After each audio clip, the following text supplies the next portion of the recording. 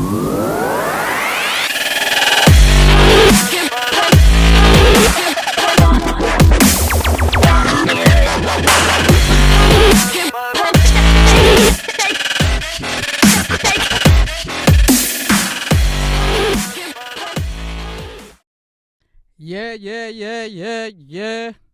Day 32 of Shelter in Place.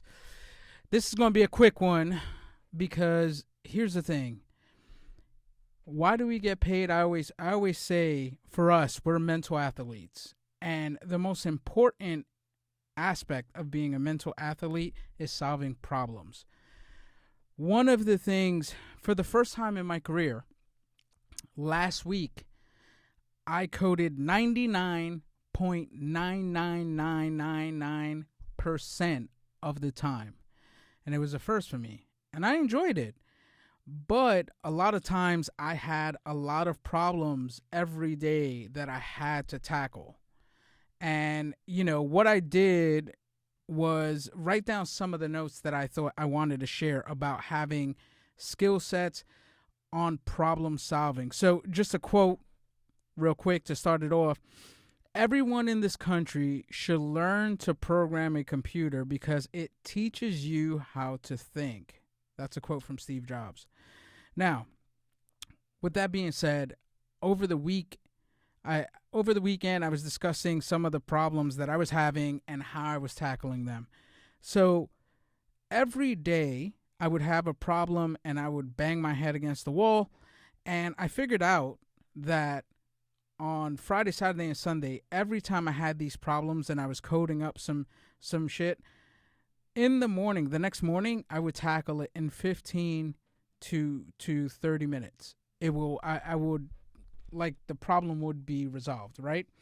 So then I started thinking about creating frameworks and my framework, and that's kind of what I wanted to go into. But why is problem solving important, right? Problem solving is like a meta skill. We all have problems. We all need to tackle them, regardless what it is. It could be financial, it could be professional, but I'm talking for the sense of cybersecurity and programming and things that I'm doing on my projects. So one of the things that I would recommend is go ahead and find a framework that works for you.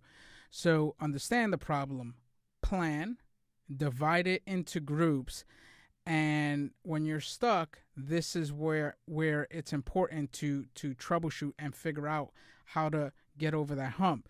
For me, I'll give you a few examples. Like I said, I was having a lot of issues, and luckily I have roommates that also are they're not programmers, but they develop and they code as well.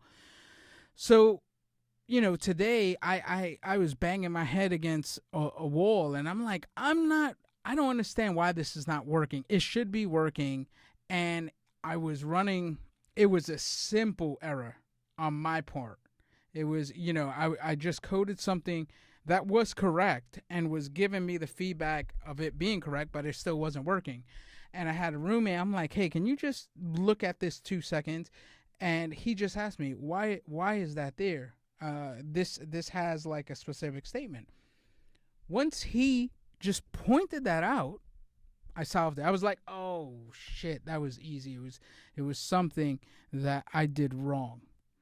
And I think for me, just having that little understanding, like, hey, just walk away and give yourself time and come back to it, that has helped me over and over and over again. And here's the thing. I want to recommend a book. I'm always recommending books here. There you go. Think Like a Programmer, No Starch. I always support No Starch. And this is a really, really good book, and it gives you a lot of challenges. If you don't program, I get it, but I definitely would read, the first chapter, strategies for problem solving, and definitely the last chapter, which goes into like puzzles, different types of puzzles, and chapter 8 is Thinking Like a Programmer and creating your own master plan and tackling any problem.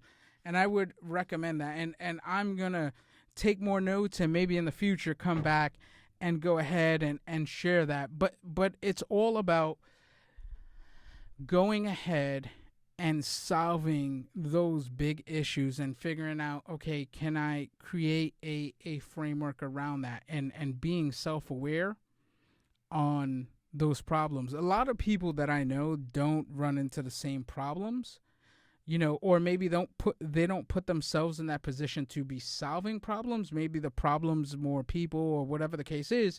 But the thing is, I always say, put yourself in a situation where you can learn, and you might get stuck, regardless of it's your day-to-day 9 to 5, or if you're studying.